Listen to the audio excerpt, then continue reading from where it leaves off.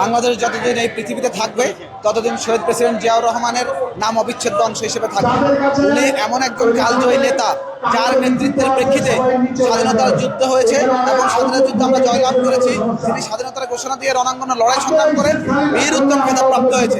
পরবর্তীতে ৭৫ দেশের ক্রান্তিকালে সিপাহী জনতার মাধ্যমে উনি আবারও নেতৃত্বে এসেছিলেন। এরপরে যখন উনি রাষ্ট্র পরিচালনার দায়িত্ব নিয়েছিলেন, সেখান থেকে তলাবিহীন যে জুড়ি বলে বাংলাদেশকে আমেরিকার প্রেসিডেন্ট আখ্যায়িত করেছিল, সেখান থেকে তিনি উত্তরণ ঘটিয়ে স্বনির্ভর বাংলাদেশকে রূপান্তরিত করেছেন। ভিটামিন ই ও সি সিরাম 8টি প্রাকৃতিক অয়েল সমৃদ্ধ লিলি সিরাম অয়েল, যা চুল পড়া কমায় মাত্র 30 দিনে। উনি এমন একজন ক্যারিসমেটিক লিডার হিসেবে নিজেকে প্রতিষ্ঠিত করেছেন যে এই প্রতিষ্ঠার ক্ষেত্রে আজ পর্যন্ত ওনার প্রতিষ্ঠিত দল এই বাংলাদেশের বুকে মাথা উঁচু করে রাজনীতি করে যাচ্ছে এবং রাষ্ট্র পরিচালনার দায়িত্ব আছে।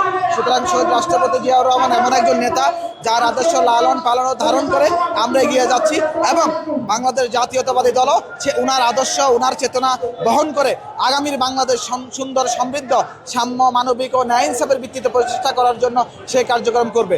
ওনার আজকে শাহাদাত বার্ষিকী উপলক্ষে আমাদের ঢাকা শহরের বিভিন্ন মহলে মহলে, বিভিন্ন পাড়ায় পাড়ায়, বিভিন্ন পয়েন্টে পয়েন্টে বাংলাদেশ জাতীয়তাবাদী দল থেকে শুরু করে সকল অঙ্গ সংগঠন বিভিন্ন আয়োজন করেছে।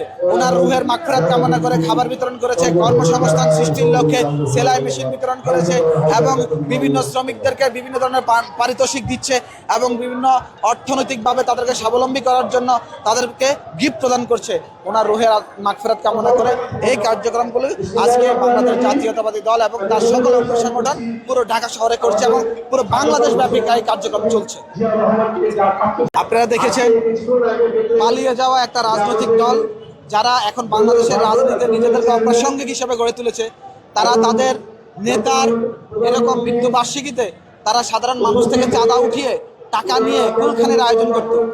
আপনারা দেখেন সেই সুন্দর সমৃদ্ধ বাংলাদেশ নির্মাণে আমাদের কার্যক্রমটা একটু আলাদা, একদম বিপরীত, যে আমরা কর্মসংস্থান সৃষ্টির লক্ষ্যে সেলাই মেশিন এবং শ্রমিকদেরকে বিভিন্ন পারিতোষিক দিয়ে রিক্সা প্লাস হচ্ছে আপনার ভ্যান এবং ইলেকট্রিক যে ছোট ছোট রিক্সাগুলো সেগুলো কিন্তু প্রোভাইড করা হচ্ছে এবং খাবার বিতরণ করা হচ্ছে দুস্থদের মাঝে, যারা দীর্ঘদিন ভালো খাবার খেতে পারে না তাদেরকে ডেকে ভালো খাবারের ব্যবস্থা করা হচ্ছে।